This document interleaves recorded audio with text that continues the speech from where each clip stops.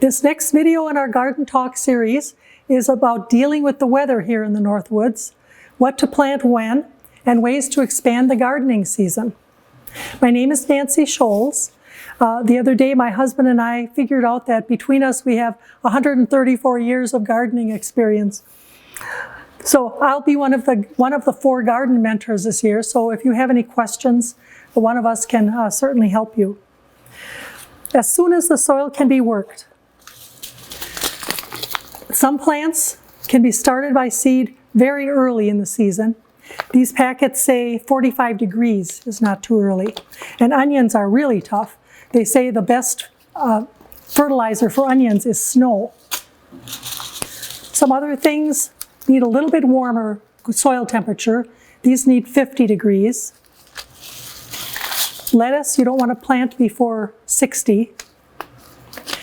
And beans, and a few other things, need 70 degrees, so you have to have warm soil. A few years ago we had about 10 feet of snow between February and April, and the ground didn't thaw until mid-May.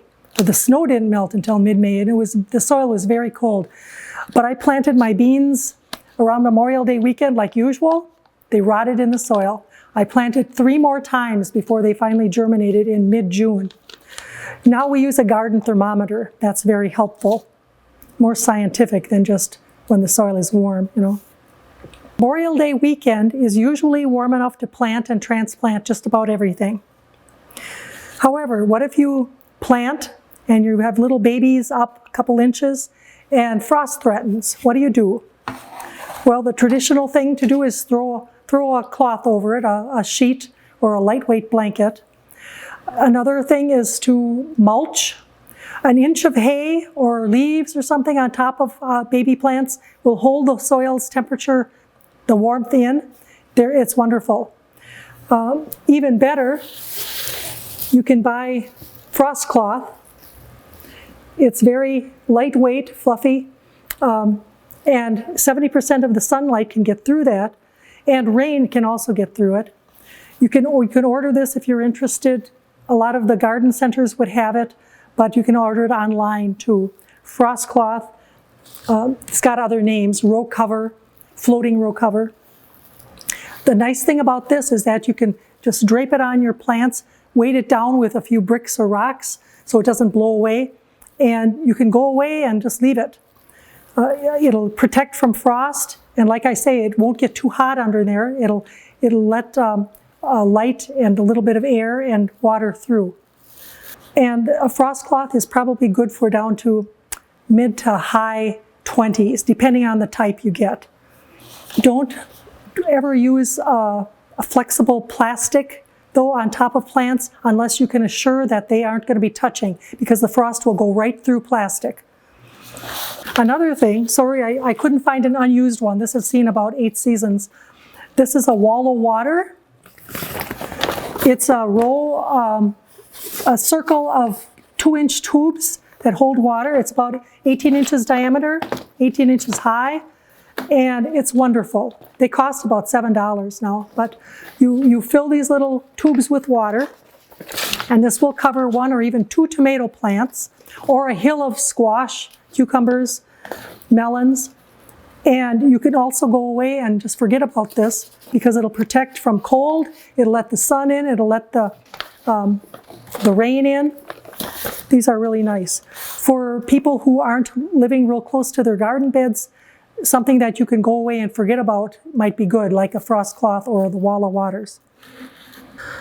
Another thing that you can do if you want to do a little extra work is build a cold frame. We have ours are 4 by 8 feet with a sheet of polycarbonate on top of 2-inch styrofoam, sheets of styrofoam. You cut it 2 feet high, you dig it into the ground, and 4 by 8. We have lettuce, this is mid-March. We have lettuce growing in there now, Swiss chard, and kale. Also a few radishes and a few weeds too. So, and that came through the winter. You can make a very quick and easy cold frame though by 4 or 6 blocks and a sheet of polycarbonate. or an old window, old glass window. A lot of people do that. And for sides, you can just put hay or straw around the edge. I look forward to meeting some of you on Memorial Day weekend or shortly after. Don't forget to get your seeds as soon as possible to get the best choice, and get your transplants in mid to late May. Otherwise, you'll have to keep them in good condition for a longer time, and that's sometimes difficult. And unless they have been outside in an outdoor greenhouse or something, you'll need to harden them off.